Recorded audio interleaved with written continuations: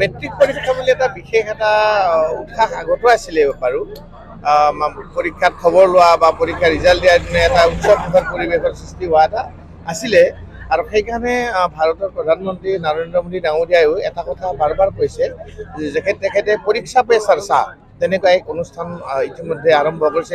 এতিয়া এইটো 0.6 চলি আছে, অৰ্থাৎ পৰীক্ষাটো কেতিয়াও মানসিক ষ্ট্ৰেছ ল'ব নালাগে, মানসিক চাপত ল'ব নালাগে। পৰীক্ষাটো সদায় উৎসৱমুখৰ পৰিৱেশ হিচাপে পালন কৰিব লাগে। পৰীক্ষাটো উৎসৱ তেনেকৈ মনত ভাবিব লাগে। ল'ৰা ছোৱালীয়ে যাতে ভালকৈ পৰীক্ষাৰ ক্ষেত্ৰত যাতে সেই ভাবি লয়, যাতে মানসিক ষ্ট্ৰেছ নলয়, আৰু সেইটো এটা তেখেতে আহ্বান জনাইছে আৰু সেই ধৰণে হৈছে। আৰু এতিয়া দেখিবলৈ পাইছে সেই ষ্ট্ৰেছটো কিছু কমিছে ল'ৰা ছোৱালীৰ, তেওঁলোকে উৎসৱমুখৰ হিচাপে পৰীক্ষা দিয়ে আৰু সেইটোৱে হওক আৰু তেওঁলোকৰ যাতে ভৱিষ্যত জীৱন উজ্জ্বল হওক, মই সকলোকে শুভেচ্ছা জ্ঞাপন কৰিছোঁ।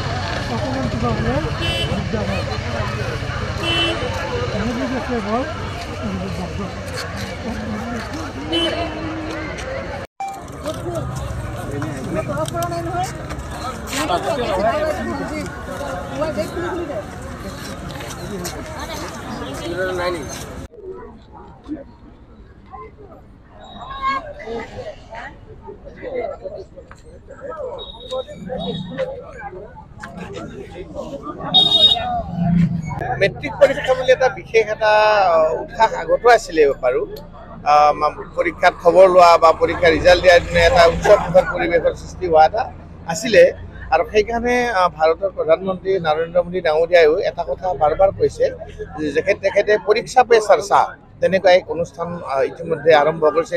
এতিয়া এইটো 0.6 চলি আছে, অৰ্থাৎ পৰীক্ষাটো কেতিয়াও মানসিক ষ্ট্ৰেছ ল'ব নালাগে, মানসিক চাপত ল'ব নালাগে।